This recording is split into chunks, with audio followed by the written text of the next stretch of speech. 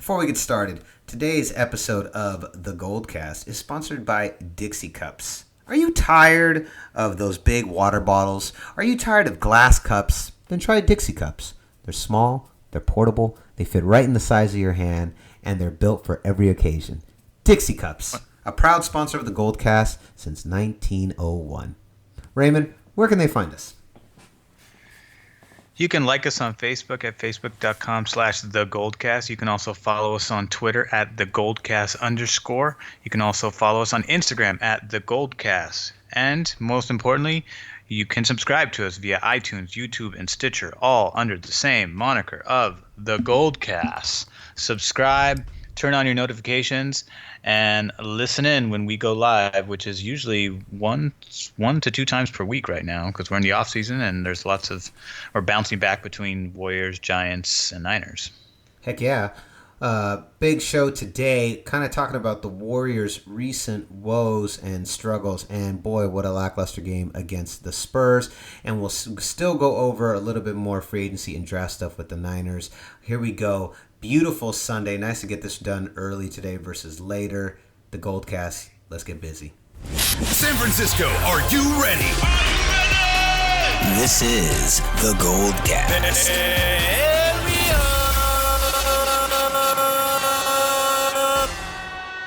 Boom! Welcome to another edition of the GoldCast. We are the voice of the Bay Area, the voice of the faithful. I'm your host, Rudy Solis III, the Latino Lando, Cloud City, and with me is my brother, my co-host, Raymond Solis the first, baby. Boom! Raymond, are you if I'm the Latino Lando, are you the Latino Han Solo? Latino Chewbacca? Latino Boba Fett? I don't know what I am. The Latin something.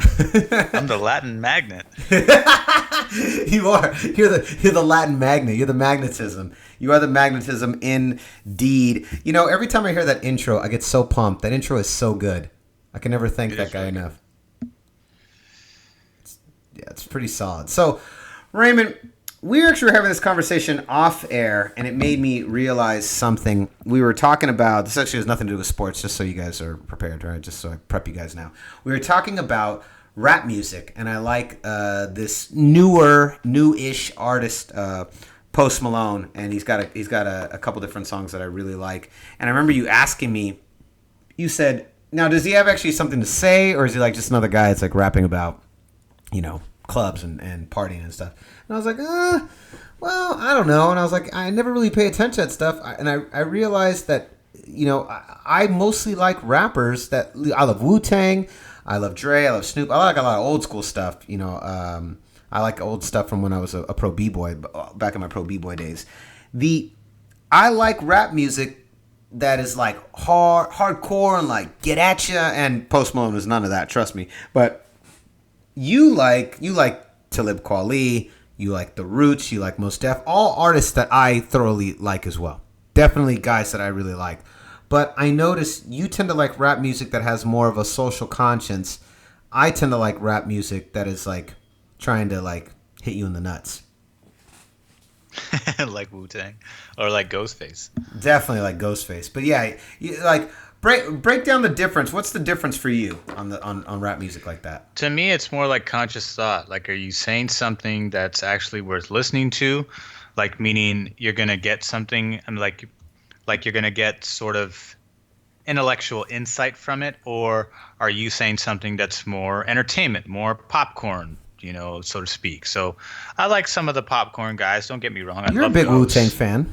I love Wu-Tang. Yeah, Wu's great. I listen to Wu since I was a kid. So, and you know, before I even got into Wu-Tang, when I was even younger and at a more inappropriate age, I was listening to Dre and Snoop. Oh man, who don't have any conscious thought in their lyrics. Not in those old school ones at all, man. The Chronic and Snoop Dogg's debut album. What was it? Was it just What's My Name? Doggy Style. Yeah, What's My Name? That was the first song. Yeah, Doggy Style's great. Doggy Style's great. But man, I mean, they were talking about stuff on there that I was pretty young. I was in junior high, and I want to say we were younger than that. No, gosh, I wish we were younger. What year did it come out? I think Doggy Style. I was Chronic. We were like 12. Chronic was like 90 or 91. So Doggy Style like came out a year later or so. So I'm going to say that was like 92 or 93. Gosh, if only we had some kind of, I don't know, tool or a machine that could verify this kind of information for us. God, if only something like that existed. Oh well, next time. Well, who knows? So let's get into this weekend's games. Warriors lose to the Spurs. I was jokingly telling our father, the unofficial third member of the GoldCast, Rudy Solis Jr., I was telling him after the game, I said, wow, I have no idea who was playing in that Warriors-Spurs game. You know, when we were talking about this on Thursday, we had like a brief preview of it. If you haven't heard that episode, check out that episode. Brian effing Hoyer. That's one of my favorite GoldCasts. Ray, have you had a chance to re-listen to it? Not yet. It's really good. It's really good. I think it's really good primarily because I feel like I come out really right. I think that's what my biggest thing about it is. But, you know, Ray, you came out pretty right too.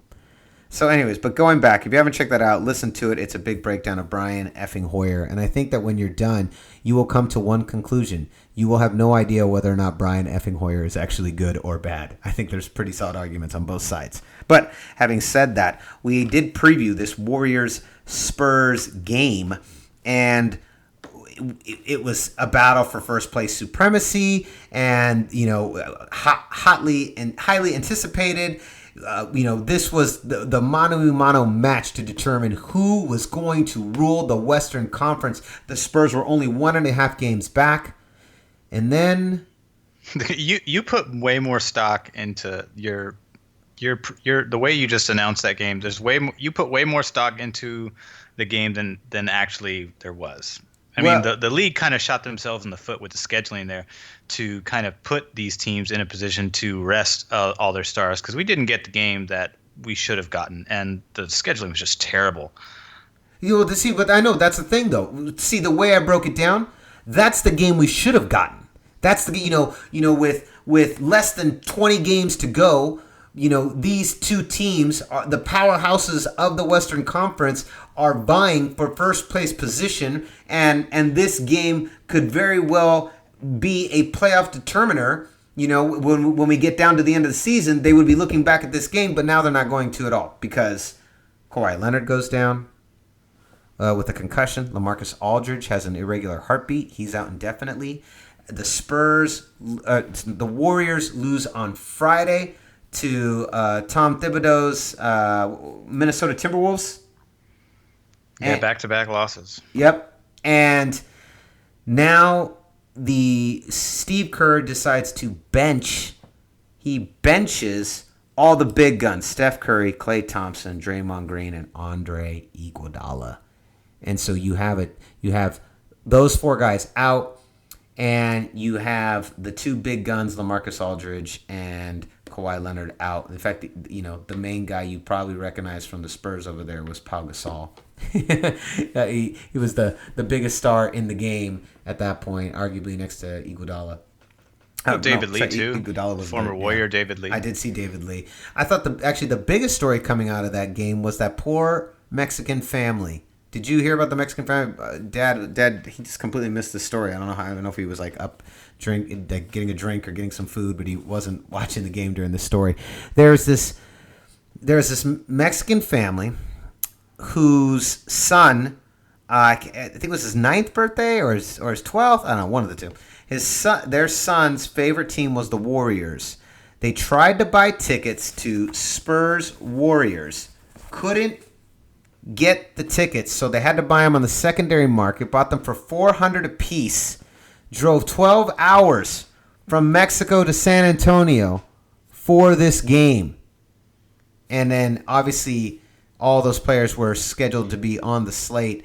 Now, the thing about it is that they were talking a lot about the players should be playing, and it's not fair to the fans, and da-da-da. I felt really bad for that family, and as I understand it, the Warriors actually took that family backstage, and the boy got to meet some of the Warriors from the team. I really hope to get him some tickets to a home game and maybe fly them out. I think that'd be a really good, just to kind of make up for that, ridiculous bad PR It wasn't even really. It was like they were just inventing bad PR. I really don't think it's that big of a deal if players rest. And obviously, both teams they had a lot of guns missing. But Ray, where do you stand on this whole letting players rest? Like you said, the schedule was screwed and was so not conducive. And how are you going to put this powerhouse of a game with so few games left in the season? The NBA knows that this is going to be an important big matchup, and you would just put it on the end of what was a really, really brutal stretch for the Warriors. And obviously, Kerr just said, "Screw it! You guys are all sitting. None of you are playing." Where do you stand on this whole thing that players let a player play? Where do you stand, Ray, on let a player play? I don't see it as like, even if I did buy tickets, I'd just be like, it's kind of disappointing. But, as a fan, I want the Warriors to win just as badly as the players do. So to me, I kind of look at it from a very different perspective, because even though fans are like, hey, I know a lot of fans that would be like, no, screw that. We should get our money's worth. And I understand that position. At the same time, though, I want to win a championship. And if I got to choose between, not watching my favorite players play because they got to be healthy so that they can make, a valiant run at the title, then I'll take that. I'll take a game without, the Fab Five any day of the week. And if I'm the NBA, you're definitely, I'm obviously not in their head. We obviously don't talk to anybody from the association, but you can betcha that a game like that with that much notoriety, they're definitely rethinking their scheduling going forward, because now they just, that hurts them. That hurts them in terms of eyes. Once, I think, for me, when I heard that they weren't even going to play, I was like, all right, well, I'm not even going to bother watching the game. I didn't even watch it. I watched the highlights afterwards. I was very happy to see that Ian Clark had a huge, in my opinion, like his best game of his career. Zaza was Zaza. Matt Barnes did very well, but I was especially happy of Ian Clark. 3 for 3 from downtown, shot 71% field goal percentage. He was just hot. Yeah, so I agree. I'm with you. I want to win a championship. I was the one guy who didn't want us to go for the season record last year. Remember how vocal all year I was about it, and how I did not care. And had we, we didn't really cover the Warriors. We didn't really cover anyone besides 49ers last year when it was the 49ers GoldCast. I didn't really care for the regular season. All that really matters is April through June in basketball. That's what really matters. Obviously, you want to vie for position. Here, let me ask you this. I'm not even sure first place. I'm not even sure first place is that important if Kevin Durant's back and this Warriors team is firing at all cylinders. And the reason I say I'm not sure it's that important, because I don't think, while defensively, I know that the Spurs present an extremely difficult matchup for the Warriors in a best of 7. I don't think offensively they're as tough, and I don't think they can keep up offensively with the Warriors. And I think that even if we lost first place to San Antonio right now, I still think that if we meet them in the Western Conference Finals, it wouldn't matter. I still think we win that series. Where do you stand on that? Regardless, do you think having home field, like losing home field advantage and getting second place in the Western Conference Finals, in the Western Conference, in the rankings, if that affects does that hinder our ability to win against the Spurs in a best of 7 series in the Western Conference Finals? Does it hinder it? I don't think it does. It makes it harder, but I don't think it hinders it. No, I think it's a nice cherry to have. And every team, when you're sitting within the top 5, top 3 teams on either the East or the West, you're definitely thinking about it, because less travel. Travel obviously wears on the body, wears on the mind. They got into San Antonio at 3 o'clock in the morning. Screw that. That is how bad the schedule was. So, eight road games within that stretch, 2 of which where you have to teeter-totter on either sides of the coast. Just absolutely atrocious. So I hope the NBA rethinks it.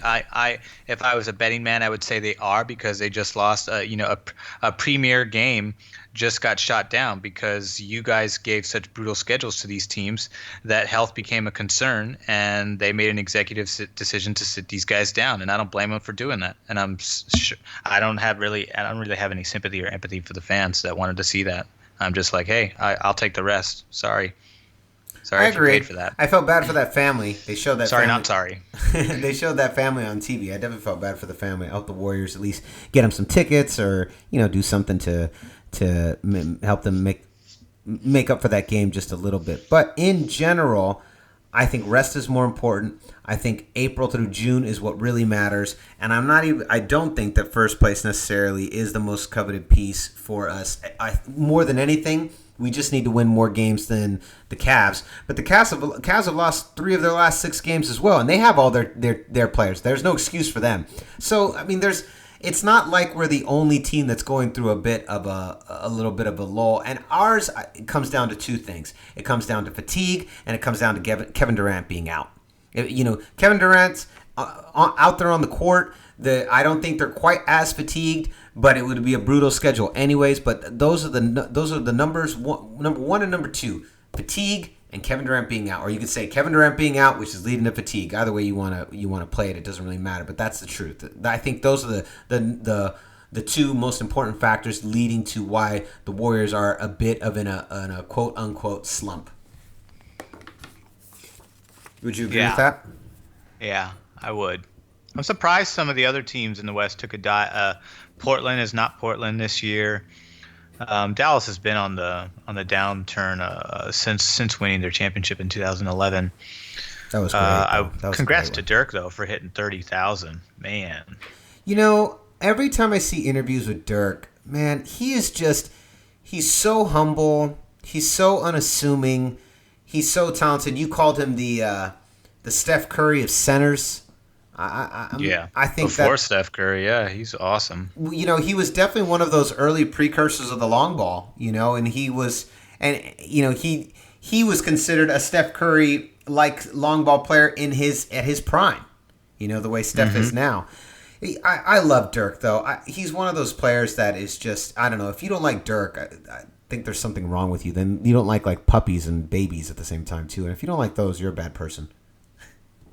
So, but yeah, how can you not like Dirk? I've watched almost his whole career. He's awesome. I remember when Avery Johnson took over after Don Nelson, and Avery Johnson, former San Antonio Spurs player, won a championship in '99, became a protege under Don Nelson, then took over the team, and that was when they were winning about 50 games a season, and tried to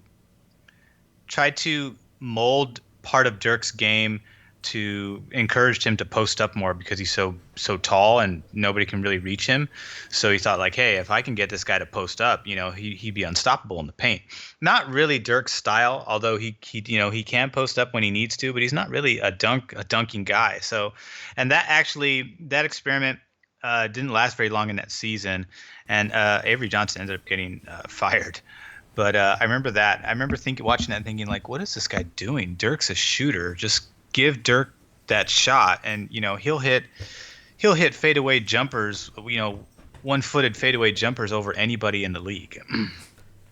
Yeah, Dirk's a champ. Dirk, I love the 2011 victory over the Miami Heat. I loved watching them crumble, and I loved seeing Dirk catapult himself into championship level and win a championship. I love LeBron losing in any fashion. Me too. You called that series. You said the Mavericks were going to win that series from the beginning. I did not believe that. I don't know if you remember. I was like, no, this is James's time. He's ascending. You can't put that on a stat. He's going to propel this team. And you're like, no. I don't know if you remember that. We were going back and forth on text, and you were like, nope.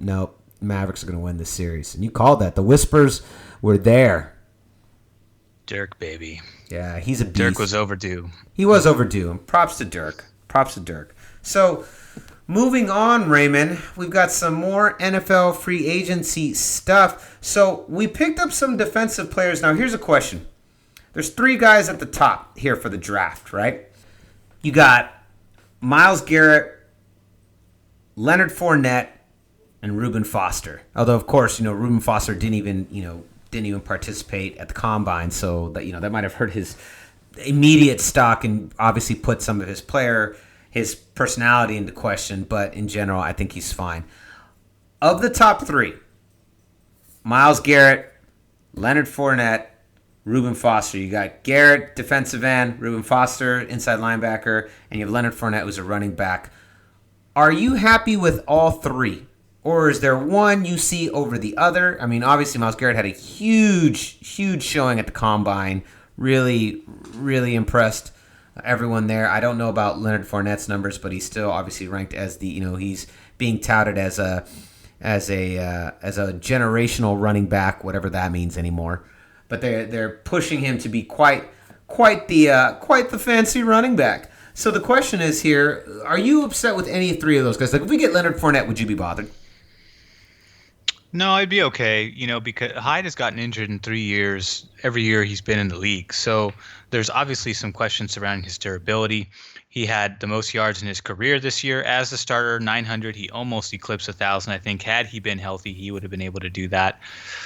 So, but with that in mind, I think you got to be thinking running back of the future as well, because you're not guaranteed. I mean, if he had been a workhorse, just pounding out, yards after yards and been healthy, I think you're not thinking running back as much. You're thinking maybe late round running back. But in this case, especially with the offense that Kyle Shanahan likes to run, where you have to be a multifaceted running back like a Christian McCaffrey and like Hyde, who can also catch out of the backfield, then I think you got to be looking.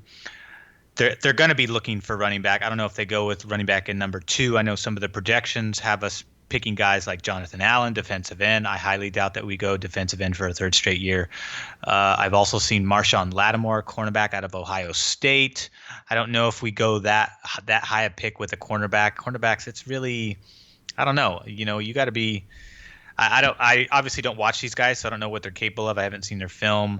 I've also seen we go safety with Malik Hooker out of Ohio State. That's what Bucky Brooks of NFL Network thinks. I don't see that at all. We just let go of our veteran safety, and now we're going to move Ward to free safety, and we're going to start transitioning our other rookie to go along with Eric Reed. So I don't see that happening. And then, of course, do you think the reason he put that on the draft board is because we made those moves?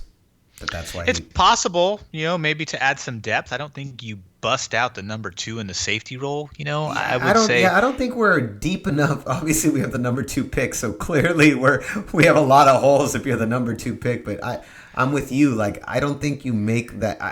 I don't think this is you're not looking to build depth at the number 2 pick. To me, I'm definitely leaning defense regardless, but I would say linebacker first and then maybe defensive end again. I don't know if you've already got DeForest Buckner and Eric Armstead, who you're molding with a couple other guys that you got. We got Earl Mitchell that we brought in nose tackle, and we've got some depth that we're going to be looking at. I don't think we're retaining people like Glenn Dorsey or Tony Gerard-Eddy, but I think you definitely it's between, for me it's linebacker. They could surprise us and bring it's either linebacker or running back. That's what I think the Niners are going to do. Yeah. Huh. Well, it'll be interesting. Why don't you talk, Raymond, about some of the free agency moves we've done in the wake of our Brian Effing Hoyer podcast? Because there've been some other notable pickups. We are not done. The 49ers have not slowed down in free agency at all. No, we did pick up a defensive back. We picked up Don Jones, who's kind of moved or bounced around quite a bit. He's 5'11", 194 pounds, played in the league for 4 years. He was originally drafted by the Dolphins in the 7th round in 2013. He registered 11 special teams tackles as a rookie, and then he was waived on August 31st in 2014. Not sure why he was waived. I don't think 11 special teams tackles is really good for a rookie, especially for a rookie. That almost gets you Pro Bowl status because special teams, you only have so many opportunities. So, which means that this wave means that he was just a victim of circumstances, just bad timing. Some other players at a more valuable position were probably seen, and they probably had to cut ties there. So after that, I think he went to New England in 2014. He played 9 games for them. Then he was claimed off waivers by the Dolphins. Then the Patriots waived him. Then the Dolphins picked him up again. Then he had 11 special teams tackle in 2014. Then the next year he's with the Saints and the Cleveland Browns.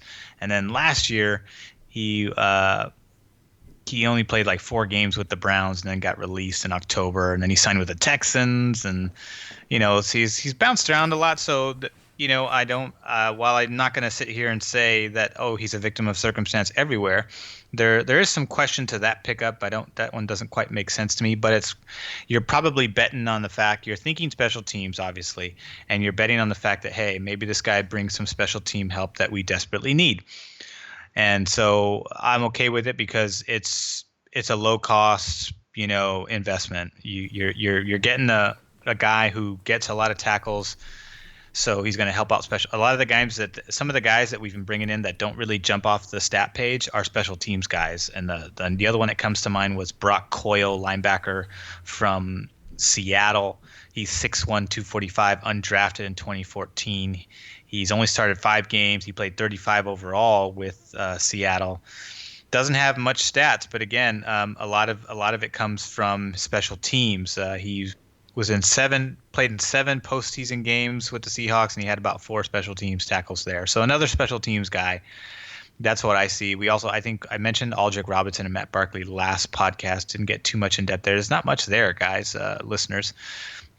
So Aldrick Robinson did play with Atlanta, so that's why we're bringing him in here as kind of a short yardage threat. Small, 5'10", 187, kind of a speedy guy. Think like Santana Moss, just not as good. So that's where we're at. It's all nothing that really stands out to me other than like a couple special teams guys, another backup quarterback for depth and competitive purposes, and then you have wide receiver guys, which is obviously they're there not only for depth but for rotations to keep defenses off balance. Boom. Still, it does seem like the bulk of our free agency focus has been on rebuilding that offense, which is obviously Kyle Shanahan's forte, which also leads me and you both to believe that this means we will probably have a very defensive-minded draft. Yeah, I think so, for sure. I think and so. That's where John Lynch. So John Lynch and him have been teaming up, kind of looking at free agency. Hey, and let's get some guys here, because this is what's going to happen. You're getting veterans on both sides of the ball. There's obviously more veterans on the offensive side of the ball, but what you're doing there is you're saying, hey, you're getting you're filling a lot of voids right now with guys who are going to be familiar with Kyle Shanahan's systems, which is going to make the assimilation process a lot smoother, not only for the guys that are coming in, but also for the rookies who are learning underneath these veteran players. So if you guys can kind of look at it from a broader perspective, like such as that, then you kind of see where everything's going. Obviously, they're being patient, but they're also being very calculated in their decision because they want to. There's also some, to me, I'm getting the impression that they're also doing this with the thought of wanting to, get things moving sooner rather than later. Meaning they're not being methodical about this; they're being calculated about this.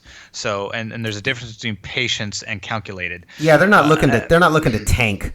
A third year. That's year. Cleveland. That's what Cleveland's doing. Cleveland's wasting a lot of time. They wasted a lot of time last year. Looks like they're kind of doing a similar thing this year. I'm curious to see if that ever comes to fruition. I have my doubts because I don't really believe in Hugh Jackson, but I do believe in Kyle Shanahan, and it's based on the moves they're making. The moves they're making tell me that they want to move swiftly, and they want to assimilate fast, and they want to get the young guys acclimated to have them learning under proven veteran talent. That's the thing I was wondering as well. Like, God, with all the moves, I did not expect us to be this aggressive, and it's very exciting to see, and I like it. And it started to make me think about that record, because of course there was a part of me that goes, okay, well, wait a minute, wait, hold on, let's slow down. What do we want to have a good season? Because it almost looks like we're going to put ourselves in a position to at least win. I would say at least 6 games. Looks like on paper. We'll see what. It's one thing to say that, but you and I have sat here before and said the exact same thing, that we think they're gonna be pretty aggressive. We think they're gonna do really well. We've sat here before and said that, and it did not happen at all. But seeing how aggressive they're being, it made me go, hey, well, I definitely don't see us just winning 2 games again. But then I thought on the flip side, well, wait, but do we maybe just want to win somewhere around 3 or 4 so that we can get a high draft pick and get a killer quarterback next year? Or I know you keep thinking that Kirk Cousins is probably coming next year, which I guess that's a possibility. I don't think Kirk Cousins is ever going to come to the 49ers, and I hope by saying that I jinx the possibility of it not happening and it comes to fruition by me jinxing it by saying I don't think he'll ever be here.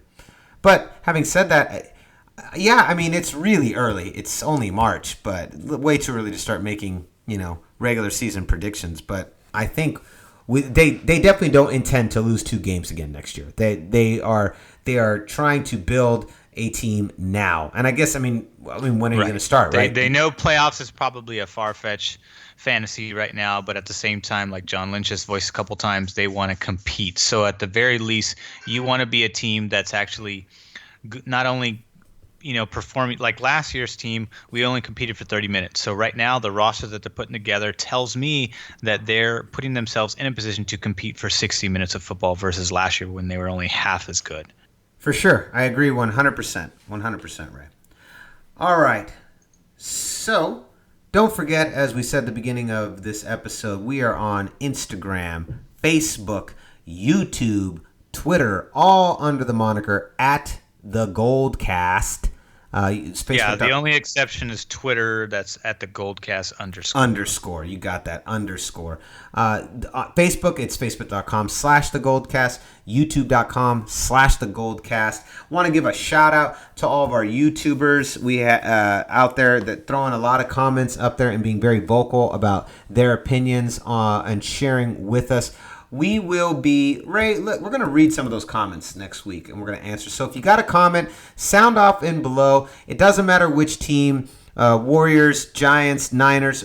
If it's a subject on the GoldCast, spout on it. We're going to read some of those things, and we'll give some comments live back next week on. Yeah, we'll get back to you. And definitely let us know what you think about the draft. I know some of you out there are much more diligent about following the collegiate circuit of players. So, if you have your 2 cents on who do you think the Niners should pick with the number 2 overall selection, and even their second pick, they have an early second round pick too. So, definitely keep that in mind too. We have 2 really good first and second round picks. So if you guys have any 2 cents on who do you think should we go defense? Should we go running back? Let us know in the comments section. We'll be sure to get back to you. There it is. Raymond, where can they find you? You can find me on Twitter at Ray Solis. And you can find me at Rudy Solis 3rd, Rudy Solis 3RD. Don't forget to share, like, and subscribe. We're on Stitcher and iTunes, and we have a couple more platforms coming. So concludes another edition of the GoldCast. We are the voice of the Bay, the voice of the faithful. I'm your host, Rudy Solis 3rd, and with me is my brother, my co-host, Raymond Solis 1st, baby. Boom! We'll see you next time. Same GoldCast time, same GoldCast channel. Wu-Tang! This is the GoldCast.